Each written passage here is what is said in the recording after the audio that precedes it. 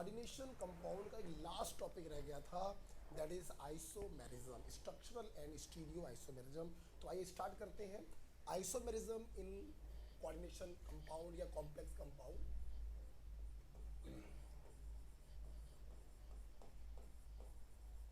Isomerism in complex compound.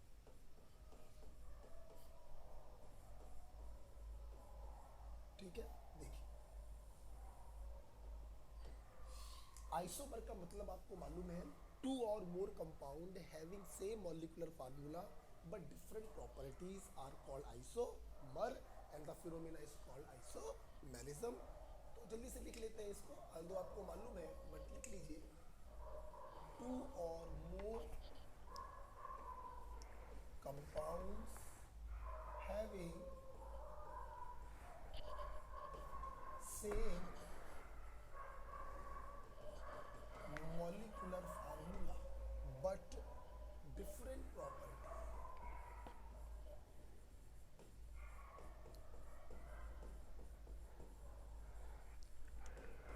are called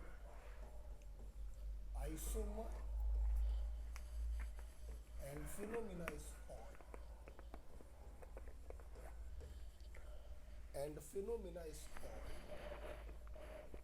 isomerism। ठीक है, तो दो या दो से अधिक ऐसे मॉलिक्यूल जिनके मॉलिक्यूलर फार्मूले सेम हो बट प्रॉपर्टीज डिफरेंट, ऐसे कंपाउंड कहलाते हैं आइसोमर और ये फिनोमिना कहलाता है आइसोमेरिज्म। अच्छा, अब ये आइसोमेरिज्म दो प्रकार के हैं, सब आपको मालूम है बट फिर भी हम लोग को थोड़ा सा शुरुआत तो ऐसी करनी पड़ती है। तो पहला है स्ट्रक्चरल आइसोमेरिज्म। स्ट्रक्चरल आइसोमेरिज्म, सुनना बेटा, ये बात आपको मालूम है कि स्ट्रक्चरल आइसोमेरिज्म में प्रॉपर्टी में डिफरेंस आता है due to difference in structure of molecule, right. तो ये structure of molecule changes, structure of molecule changes. Okay, तो मॉलिक्यूलर फार्मूले सेम है, प्रॉपर्टी डिफरेंट है, आइसोमर बोलेंगे। प्रॉपर्टी डिफरेंट क्यों है? स्ट्रक्चर बदलने के कारण, तो स्ट्रक्चरल आइसोमर बोलेंगे। अब स्ट्रक्चर कैसे बदल रहा है, उस बिहाफ पर स्ट्रक्चरल आइसोमेरिज्म 5 प्रकार की होती है, राइट। तो आइए हम लोग सबसे पहले स्ट्रक्चरल आइसोमेरिज्म के 5 टाइपों को डिस्कस कर लेते हैं। तो मैं इसको हटाना चाहूँगा। स्ट्रक्चरल आइसोमेरिज्म 5 प्रकार की होती है। स्ट्रक्चर में बदलाव कैसे हो रहा है, उस बिहाफ पर स्ट्रक्चरल आइसोमेरिज्म 5 प्रकार की होती है। तो पहला हम लोग पढ़ने जा रहे हैं लिंकेज आइसोमेरिज्म। लिंकेज आइसोमेरिज्म, आइए देखते हैं। सोन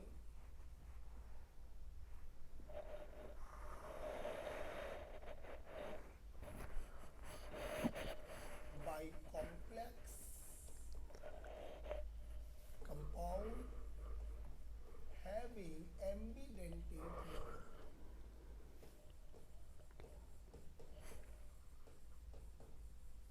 having ambidentate ligand। ऐसे कॉम्प्लेक्स जिनके पास एम्बीडेंटेड लीगेंड होते हैं वो शो करते हैं लिंकेज आइसोमेरिज्म। कैसे शो करते हैं ये भी लिख लेंगे। It arises due to difference in donor site of ambidentate ligand. जब एम्बीडेंटेड लीगेंड अपनी डोनर साइट को चेंज करता है तो लिंकेज आइसोमर बनाए जाते हैं, लिंकेज आइसोमर प्रोड्यूस होते हैं। क्लियर? फॉर एग्जांपल इसे मान लीजिए मैंने आपके सामने ये पेश किया,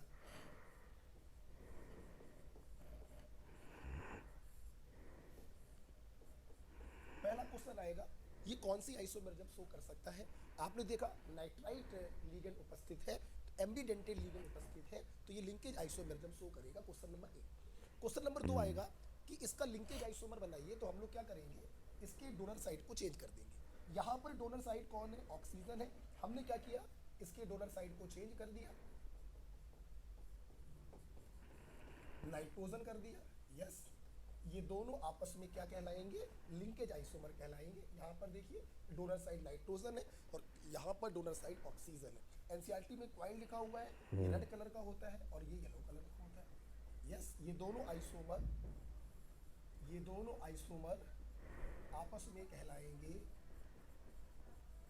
लिंकेज आइसोमर। क्लियर? तो पहला एग्जांपल बच्चों क्या है, लिंकेज आइसोमर, राइट। यहाँ पर मैं एक पॉइंट और लिखवाऊंगा, मैंने देखा है ये श्योर शॉर्ट पॉइंट तो नहीं होगा, बट 90% जो मैं लिखवाने जा रहा हूँ वो काम कर जाता है। क्या कभी कभी ऐसा सवाल आपको मिलेगा कि इनमें से वो कौन सा कॉम्प्लेक्स है जो maximum number of isomer show करता है, आइसोमर बना सकता है। तो यूजली ऐसा देखा गया, मैं ऑलवेज नहीं बोल सकता हूँ, यूजली बच्चों जिस कॉम्प्लेक्स में एम्बीडेंटल लिगेंड होते हैं ये मैक्सिमम नंबर ऑफ आइसोमर का फॉर्मेशन करते हैं। क्लियर? तो usually such complex for maximum number of isomers।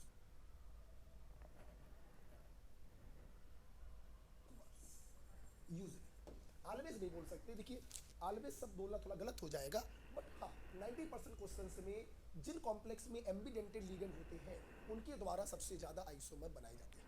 Okay बच्चों, सो ये पहला मैंने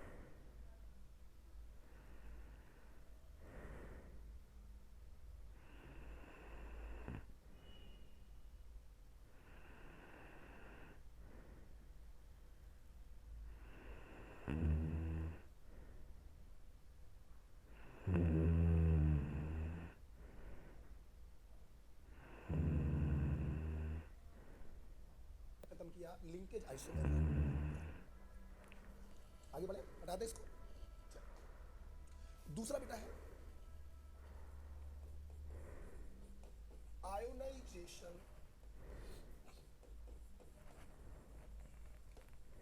आइसोमेरिज्म।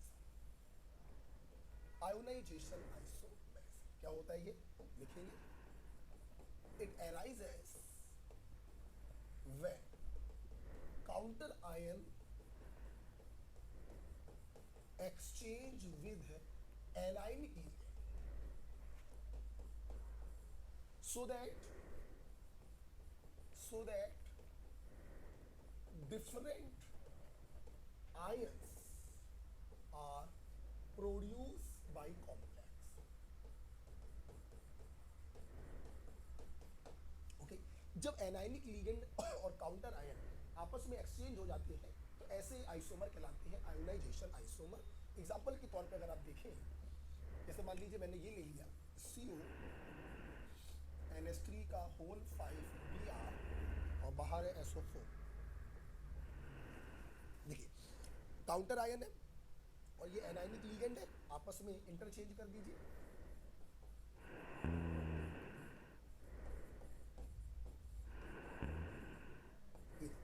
ये दोनों क्या है, ऑफ कोर्स ये दोनों आयोनाइजेशन आइसोमर है।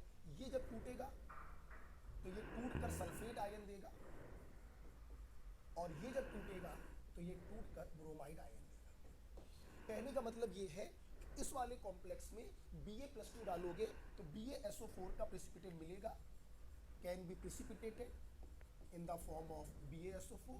और इस वाले कॉम्प्लेक्स में अगर Ag+ डालोगे तो AgBr का प्रेसिपिटेट मिलेगा। यहाँ पर BaSO4 नहीं मिल सकता, यहाँ पर AgBr नहीं मिल सकता। तो आयोनाइजेशन आइसोमर जब क्या होती है, फिर सुनेंगे, जब काउंटर आयन एनायनिक लिगेंड के साथ एक्सचेंज होता है तो उन्हें हम आयोनाइजेशन आइसोमर कहते हैं। और एक्सचेंज होने के बाद वो डिफरेंट आयन देने चाहिए। आप देखिए ये दे रहा है सल्फेट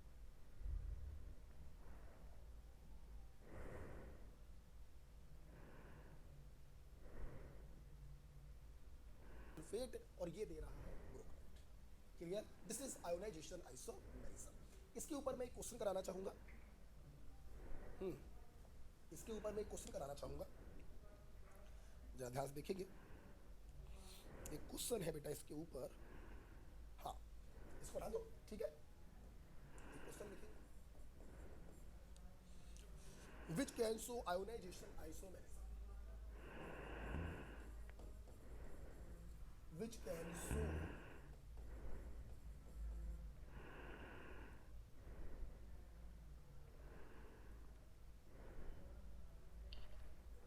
ionization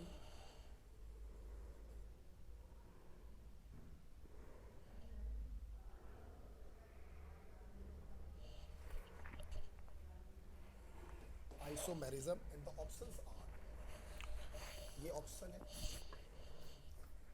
CrNH3 का होल H2O का होल थ्राइस Cl3, दूसरा ऑप्शन है CrNH3 का होल 4 Cl2Cl, तीसरा ऑप्शन है CrNH3 का होल 4 Br7Cl, और चौथा ऑप्शन है ऑन। तो अगर आप ध्यान से देखें यहाँ पर एनाइनिक यहाँ पर काउंटर आयन तो है बट अंदर कोई एनाइनिक लिगेंड नहीं है। भाई नेगेटिव को अगर अंदर लाओगे तो नेगेटिव को ही बाहर निकालेंगे हम लोग, तो एक्सचेंज करने का मामला हो ही नहीं पाएगा। यहाँ पर देखिए काउंटर आयन को इस एनाइनिक लिगेंड से एक्सचेंज तो कर सकते हैं, बट एक्सचेंज करने का फायदा क्या होगा? Cl अंदर जाएगा, Cl बाहर आएगा, तो कोई फायदा तो है नहीं।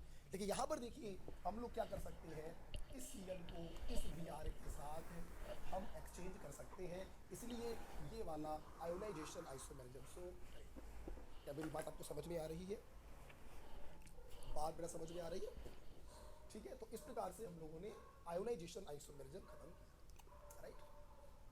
लिखने का समय आप पॉज करके भी लिख सकते हैं वीडियो को, ओके। आगे बढ़े हम लोग तीसरा बच्चों हम लोग के पास है hydrate isomerism. Hydrate isomerism, hydrate isomerism में हम दो बातें लिख पाएंगे। पहली बात है it is special type of ionization isomerism,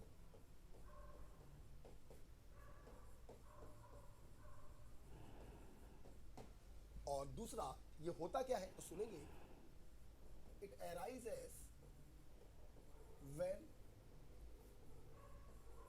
number of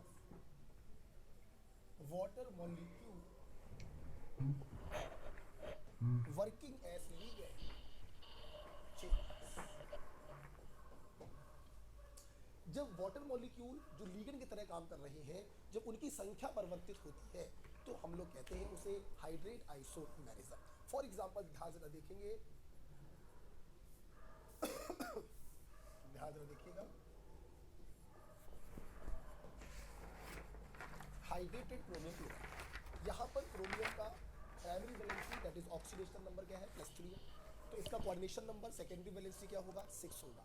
अच्छा, अब इसके हमें आइसोमर बनाना। ध्यान से मेरी बात सुनिएगा, आपने सबसे पहले क्या किया, इसकी सेकेंडरी वैलेंसी को सेटिस्फाई करने के लिए सारे वाटर मॉलिक्यूल को ऐसे लिगेंड बना दिया, सेकेंडरी वैलेंसी 6 हो गई है। अब और लिगेंड अंदर नहीं आ सकते हैं, तो तीनों क्लोरीन को आप देख सकते हैं +3 कोऑर्डिनेशन स्क्वायर पे चार्ज आया होगा, +3 चार्ज आया होगा, और एक Cl पे होता है -1, 3 Cl पे होगा -3, -3 +3 ओवरऑल ये न्यूट्रल हो गया, सेकेंडरी वैलेंसी सेटिस्फाई हो गई है, प्राइमरी वैलेंसी +3। सुनिए यहाँ पर कितने वाटर मॉलिक्यूल ऐसे लिगेंड काम कर रहे हैं? 6 वाटर मॉलिक्यूल। अब मैंने क्या किया, एक Cl को अंदर भेजकर एक वाटर को बाहर निकाल लिया। जस्ट मिनट, ध्यान से सुनिएगा, अभी थोड़ी देर पहले मैंने आपसे बोला था कि एनायन को अगर अंदर ले जाएंगे तो एनायन को ही बाहर निकालना पड़ता है। अभी जब मैं आपको पढ़ा रहा था आयोनाइजेशन आइसोमेरिज्म, एक्चुअली क्या है, न्यूट्रल लिगेंड कभी काउंटर आयन नहीं बन सकता एक्सेप्ट वाटर। वाटर अकेला एक ऐसा न्यूट्रल लिगेंड है जो काउंटर आयन बाहर निकाला जा सकता है इसको। तो इसीलिए हाइड्रेट आइसोमेरिज्म को हम लोग एक special type of ionization isomerism कहते हैं। क्लियर? तो आयोनाइजेशन का ही एक नया एक बढ़िया सा नाम मिल गया इसको, हाइड्रेट आइसोमेरिज्म। तो Cl को अंदर ले गए और एक वाटर को बाहर ले आए, और ये देखिए आपने ये बना दिया, आप देख रहे हैं। तो वाटर को न्यूट्रल लिगेंड है, न्यूट्रल लिगेंड काउंटर आयन नहीं बनते हैं, लेकिन वाटर को बनाया जा सकता है। इसीलिए इस special type of ionization isomerism को नया नाम दिया गया है हाइड्रेट आइसोमेरिज्म। और क्या पॉसिबिलिटी है, 2 Cl को अंदर ले जाइए, 2 वाटर बाहर चला गया। और क्या पॉसिबिलिटी है, 3 Cl को अंदर ले जाइए, तो 3 वाटर को बाहर निकालना पड़ेगा, क्योंकि कॉर्डिनेशन नंबर तो 6 ही हो सकता है। वो अलग बात है कि practically not possible.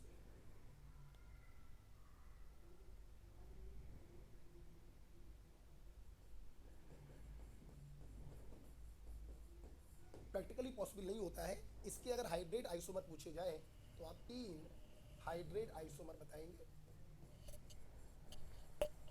3 hydrate isomer आप इसके बताएंगे।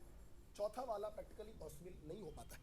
आपको बनाकर दे दिया जाए वो अलग बात है, आपको ये दे दिया जाए वो अलग बात है, लेकिन आपसे कहा जाए इसके कितने बनेंगे तो आप 3 बनाएंगे, ये नहीं बनाएंगे। क्यों नहीं बनाएंगे, कहीं ना कहीं अगर आप ध्यान से देखें ये न्यूट्रल हो गया है, तो वाटर को होल्ड करने वाला मामला थोड़ा सा डिस्टर्ब हो सकता है।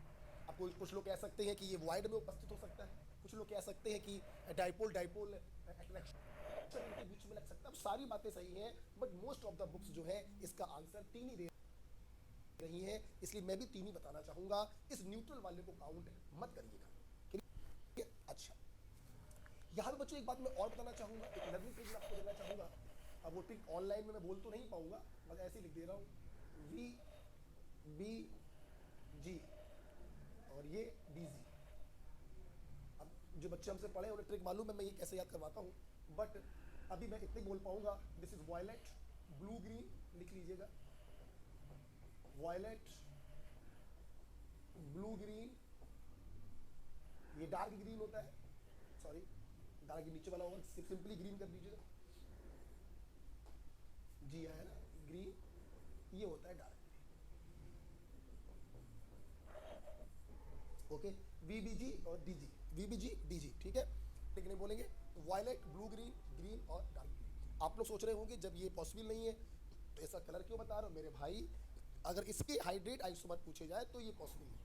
अगर ये कंपाउंड आपको दिया जाए तो बिल्कुल पॉसिबल है, इसका कलर होता है डार्क ग्रीन कलर होता है इसका, ठीक है। तो इसके कितने हाइड्रेट आइसोमर बनेंगे, 3 बनेंगे। अच्छा, यहाँ पर मुझे एक बात आपको और बतानी है, वो बात ध्यान सुनिए जरा, ध्यान सुनिए जरा। देखो बेटा, जैसे जैसे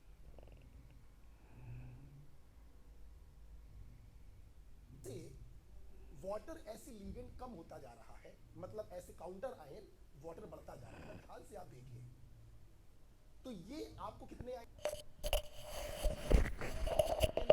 4 आयन देगा, 3 क्लोराइड 1 काउंटर आयन, यहां से आपको मिलेंगे 4। यहाँ से पानी तो पानी में जाकर पानी पानी हो जाएगा, तो इसको अगर आप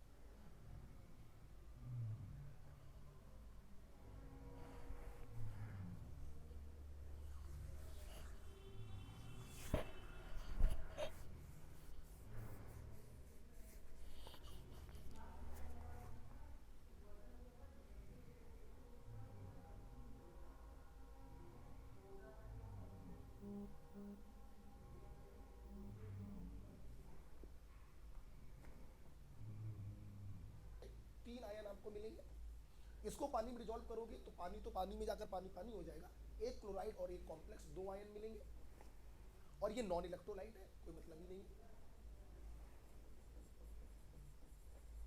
ठीक है। तो अगर हम लोग ध्यान से देखें,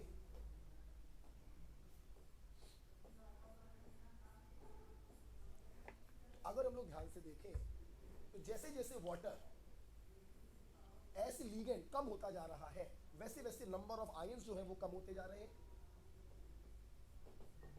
नंबर ऑफ आयन अगर कम होते जाएंगे तो कंडक्टेंस भी कम होता जाएगा, और कॉलीगेटिव प्रॉपर्टी इनकी भी वैल्यू क्या होती जाएगी, कम होती जाएगी।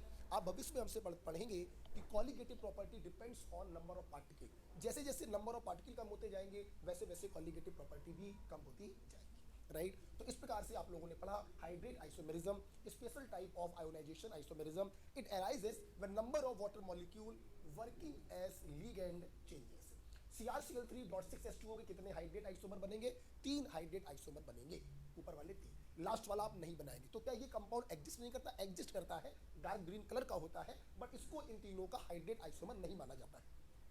कलर भी मैंने याद कराया, VBG, DG, violet, blue green, green और राइट। तो linkage isomerism when ambidentate ligand are present, ionization isomerism counter ion exchange with anionic ligand, और hydrate isomerism when water molecule working as ligand changes. Clear. और यहाँ पर हम देख रहे हैं जैसे जैसे water molecule working as ligand decrease करते जा रहे हैं, नंबर ऑफ आयंस भी डिक्रीज करते जा रहे हैं, कंडक्टेंस भी कम होता जा रहा है, और कॉलिगेटिव प्रॉपर्टी भी कम होती जा रही है। ओके, फिर चलते हैं आगे। अगला बच्चों हमारे पास है coordination position isomerism. Coordination position isomerism, ठीक है। पहला पॉइंट यही है, shown by bridge complex, bridge complex या बाई न्यूक्लियर कॉम्प्लेक्स भी कह सकते हैं, जहां पर सेंट्रल मेटल 2 होंगे।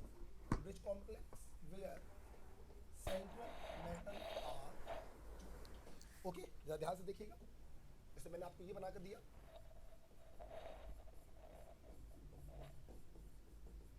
ब्रिज कॉम्प्लेक्स शो करते हैं कोऑर्डिनेशन पोजीशन आइसोमेरिज्म। ये देखिए, ठीक है। अब देखो बेटा, अगर ध्यान से देखिए तो इस समय ये अनसिमेट्रिकल कॉम्प्लेक्स है। कैसे अनसिमेट्रिकल है, ध्यान से मेरी बात सुनिएगा। अगर आप इसको 20 से काटें, तो आप अगर देखिए यहाँ पे 4 अमोनिया वर्क कर रहे हैं ऐसे लिगेंड, यहाँ पर 2 अमोनिया और 2 Cl है। तो ऐसा करते हैं, एक Cl को उधर से इधर ले आते हैं और एक अमोनिया को इधर से उधर भेज देते हैं। तो क्या होगा सुनिएगा, यहाँ पर आ गया एक Cl, 3 ammonia, Cl, OH, OH, CO, और यहाँ पर हो गया एक Cl हो गया और 3 अमोनिया आ गया। अगर आप ध्यान से देखें तो ये दोनों आपस में क्या है, कोऑर्डिनेशन पोजीशन आइसोमर है। ऊपर वाला अनसिमेट्रिकल है और नीचे वाला क्या है, सिमेट्रिकल। क्लियर, कोई प्रॉब्लम तो नहीं हो रही, दिखाई पड़ रहा है सर? हाँ ठीक है। तो ये क्या बच्चों हो गए, ये कोऑर्डिनेशन पोजीशन आइसोमर हो गए। सोन बाई ब्रिज, कैसे याद करवाता हूँ बच्चों को, सुनना बेटा। सबसे लंबे कॉम्प्लेक्स में सबसे लंबे नाम वाली आइसोमेरिज्म होती है। आपने इतने सारे सवाल लगाए होंगे कोऑर्डिनेशन में, सबसे लंबा जो कॉम्प्लेक्स आपको मिला होगा वो यही मिला होगा, ब्रिज कॉम्प्लेक्स। ओके, तो सबसे लंबे कॉम्प्लेक्स में सबसे लंबे नाम वाली आइसोमेरिज्म होती है कोऑर्डिनेशन पोजीशन आइसोमेरिज्म। क्लियर हो गया बेटा पॉइंट? चलिए, और याद कैसे करते, कैसे बनाते हैं, इधर का लिगेंड इधर भेज दो, इधर का लिगेंड इधर ले आओ। एक बार बना दो अनसिमेट्रिकल, एक बार बना दो सिमेट्रिकल, आपस में कहलाते हैं कोऑर्डिनेशन पोजीशन आइसोमेरिज्म। क्लियर है बेटा पॉइंट? चलिए आगे बढ़े, हटा दें।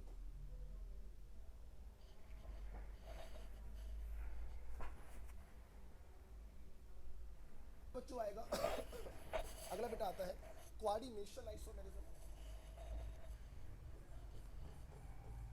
ये काफी इंपॉर्टेंट है, coordination isomerism by cationic anionic complex, by cationic anionic complex. Okay, इसीलिए देखिए वो लर्निंग टिप मैंने बताई, इसका नाम है कोऑर्डिनेशन आइसोमेरिज्म, और ये शो करते हैं कैटायनिक एनायनिक कॉम्प्लेक्स। इसके पहले आपने पढ़ा था कोऑर्डिनेशन पोजीशन आइसोमेरिज्म, जो शो करते हैं ब्रिज कॉम्प्लेक्स। इसीलिए याद करना बहुत जरूरी है, सबसे लंबे कॉम्प्लेक्स में सबसे लंबे नाम वाली आइसोमेरिज्म। ठीक है, इसका एक एग्जांपल देखते हैं हम लोग, जैसे PTNS3 का होल 4 और ZnCl। अच्छा, कुछ बच्चों ने हमसे पूछा था सर आप यहाँ पे चार्ज कैसे लगा देते हैं। देखिए ठीक है, मैंने ये बताई थी आप लोगों को कि बाद वाले कॉम्प्लेक्स में जितने भी लिगेंड हो उन पर कुल चार्ज निकाल लो और उसको बराबर बराबर भागों में डिवाइड कर दो। आगे वाले पे प्लस लगा के लगा देना और बाद वाले पे माइनस के साथ लगा देना। एक सीएल पे -1 तो 4 सीएल पे -1, कुल मिला के 4 आया, 2 भागों में डिवाइड कर दो, आगे वाले को लगा दो प्लस के साथ, पीछे वाले को लगा दो माइनस के साथ, खत्म हो गया। ठीक है, तो ये कैटायनिक एनायनिक कॉम्प्लेक्स है, नाम क्या होगा, tetra amine platinum 2, oxygen number निकालेंगे 2 है, और टेट्रा क्लोराइडो जिंकेट ब्रैकेट में 2, इसकी भी ऑक्सीडेशन नंबर क्या आएगी 2 आएगी। ठीक है, असल में मेरी बात, अब मान लो हमें ये पता करना है इसके कितने कोऑर्डिनेशन पोजीशन आइसोमर बनेंगे। इट्स वेरी सिंपल, इनके लिगेंड को इधर भेजते जाओ, इसके लिगेंड को इधर भेजते जाओ। एक ट्रिक याद रखिएगा मेरी, बस एक सिंपल सी छोटी सी ट्रिक, जब भी लिगेंड की हेरा फेरी करते हैं, जब भी लिगेंड की हेरा फेरी करते हैं, मेटल के कोऑर्डिनेशन नंबर पर फर्क नहीं पड़ना चाहिए, दैट्स इट। अगर एक मोनो को इधर भेज रहे हो तो वहां से एक मोनो को इधर मंगवाना पड़ेगा। ठीक है, तो आइए करा जाए, आओ करते हैं। एक सीएल को भेजना,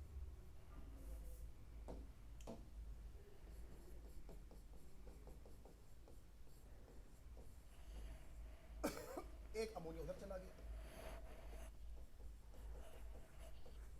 ध्यान देखेंगे, जब इसके अंदर से सीएल माइनस को बाहर निकाल रहे हैं आप और ला रहे हैं किसको, न्यूट्रल को ला रहे हैं, तो माइनस का 1 कम हो गया ना, तो यहाँ पे माइनस का 1 बचा, और यहाँ पे आपने एक माइनस को डाल दिया, तो जब यहाँ पे माइनस का 1 बढ़ाएंगे तो प्लस का कम हो जाए। ठीक है, फिर एक लेकर आइए,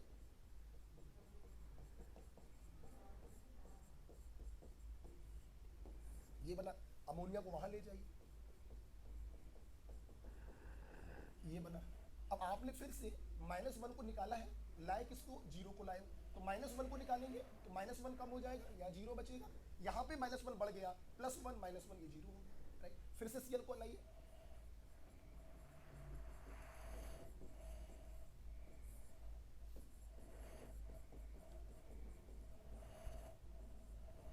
-1 को निकाला तो जाहिर सी बात है +1 हो जाएगा, यहाँ पे हो जाएगा -1,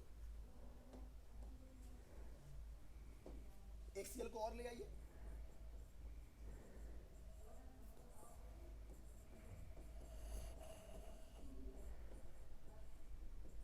ये हो जाएगा 2 प्लस का, ये हो जाएगा 2 माइनस का। तो इस हिसाब से अगर हम लोग देखें तो इस कंपाउंड के हम लोगों ने कितने कोऑर्डिनेशन आइसोमर बनाए हैं, 5 बनाए हैं, 1 2 3 4 5, but be careful, be careful, हम लोगों ने बनाए जरूर 5, 1 2 3 4 और 5, लेकिन ध्यान से अगर आप देखें तो ये 3rd नंबर वाला है नॉट एग्जिस्ट, नॉट फॉर।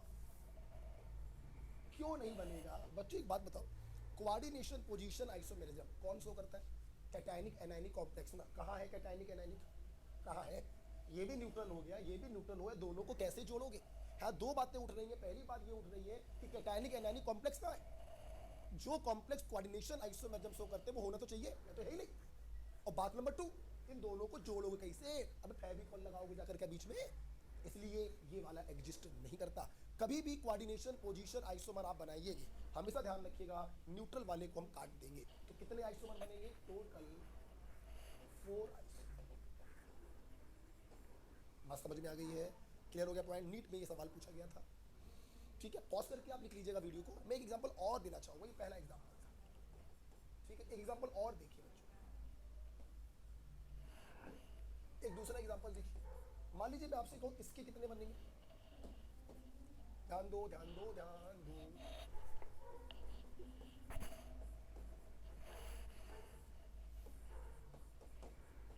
पहले तुम लोग ये बताओ, इस क्वेश्चन में और ऊपर वाले क्वेश्चन में अंतर समझ में आया। ऊपर वाले क्वेश्चन में पहले कोऑर्डिनेशन स्फीयर में प्लैटिनम था और दूसरे कोऑर्डिनेशन स्फीयर में जिंक था, मतलब सेंटर मेटल दोनों में डिफरेंट थी। यहाँ पर दोनों में सेंटर मेटल क्या है, सेम है, राइट। ध्यान सब लोग देखिए, चार्ज निकालना सीख गया हो तुम लोग, कैसे निकालोगे, ये आएगा 2 प्लस और ये आएगा 2 माइनस। चलिए बनाते हैं, आइए, एक सीएल इधर, एक अमोनिया उधर,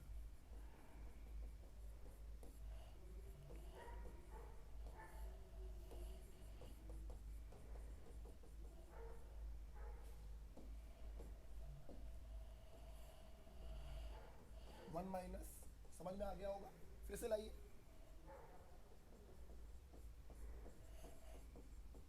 मैं उम्मीद करूंगा मेरे बनाने से पहले ही आप लोग समझ गए होंगे कि ये वाला एग्जिस्ट नहीं करेगा, क्योंकि चार्ज आएगा 0 0, सो नॉट एग्जिस्ट। एक सीएल को और लाओ, और एक अमोनिया को और ले जाओ,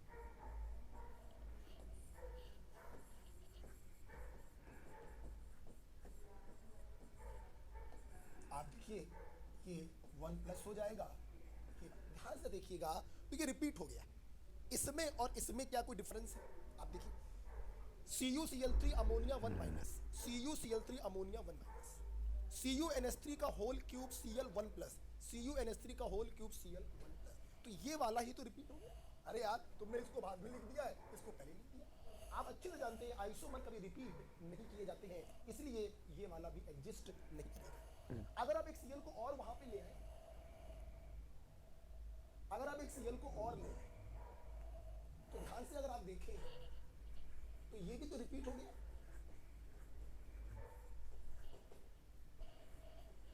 अगर आप ध्यान से देखें तो ये पहले वाले का रिपीट हो गया है, CuCl4 2-, CuCl4 2-, CuNH3 का होल 4 2+, CuNH3 का होल 4 2+, इसको भी काउंट नहीं करेंगे तो टोटल 2 आइसोमर। यस, जब दोनों कोऑर्डिनेशन स्फीयर में मेटल डिफरेंट होती है तो ज़्यादा आइसोमर बनते हैं, और जब दोनों में मेटल सेम होती हैं तो कम आइसोमर बनते हैं। कोऑर्डिनेशन नंबर 4 का एग्जांपल मैंने पहला भी लिया था, और कोऑर्डिनेशन नंबर 4 का एग्जांपल मैं अभी भी ले रहा हूँ। वहाँ पे 4 बने थे, यहाँ पर 2 बने हैं, आप देख सकते हैं। पॉइंट बेटा क्लियर हो गया? चलिए, जब भी मैं ये बच्चों को पढ़ा देता हूँ तो यहीं पर मैं एक ट्रिक बताना चाहूँगा आपको। If all ligand are monodentate, अगर सारे लिगेंड मोनोडेंटेट हैं तो आपको बनाने की जरूरत नहीं है। ध्यान रखिएगा, if center metal are different तो आइसोमर्स का नंबर बराबर होगा कोऑर्डिनेशन नंबर के, and if central metal are same तो नंबर ऑफ आइसोमर्स होंगे coordination number by. Clear? For example अगर आप ध्यान से देखें, मैं एक एग्जांपल ये दे रहा हूं आपको। सारे लिगेंड मोनोडेंटेट है, प्रोबाल्टिक काम करेगी। कोऑर्डिनेशन नंबर कितना है? 6, और दोनों मेटल क्या है? सेम है, तो नंबर ऑफ आइसोमर होंगे, नंबर ऑफ आइसोमर बच्चों होंगे कोऑर्डिनेशन नंबर बाई 2। आपको बनाने की आवश्यकता नहीं। और अगर मैं यहीं पर ये कर दूं, यहाँ पे मैं कुछ दूसरी ले लेता हूँ, मैं कुछ और ले लेता हूँ, मान लीजिए ये ले लेता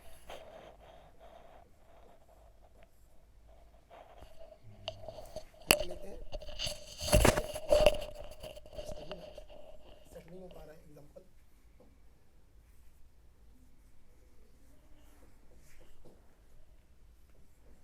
ये कर लेते हैं, ठीक है। तो सेंटर मेटल क्या हो जाएंगे? डिफरेंट हो जाएंगे, तो यहाँ पर नंबर ऑफ आइसोमर कितने होंगे? डिफरेंट है तो 6 होंगे। बात क्लियर है? जस्ट मिनट बच्चों, एक मिनट कुछ करिए। हाँ ठीक है, अभी तो 3 मिनट इधर।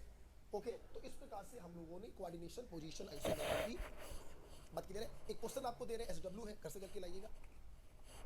SW है, आपको बताना है इसके कितने बनेंगे, नंबर ऑफ आइसोमर बताने हैं आपको। ट्रिक ध्यान रखिए, जब भी लीगेंड की हेरा फेरी करेंगे कोऑर्डिनेशन नंबर पे फर्क नहीं पड़ना चाहिए।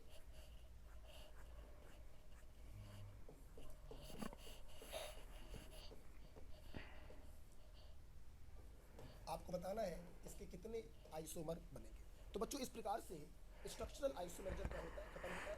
एक और पढ़ाते थे हम लोग पहले, पॉलीमराइजेशन आइसोमेरिज्म, बट वो है ही नहीं एनसीईआरटी में और कभी भी पूछा नहीं जाता है, उसको छोड़ दीजिए, बिल्कुल बेकार है। ये जो मैंने आपको पढ़ाए हैं, linkage, ionization, hydrate, coordination position और कोऑर्डिनेशन, ये 5 बहुत इंपॉर्टेंट है, अच्छे से कर लीजिएगा। अगले लेक्चर में आपको मिलेगा स्टीरियो आइसो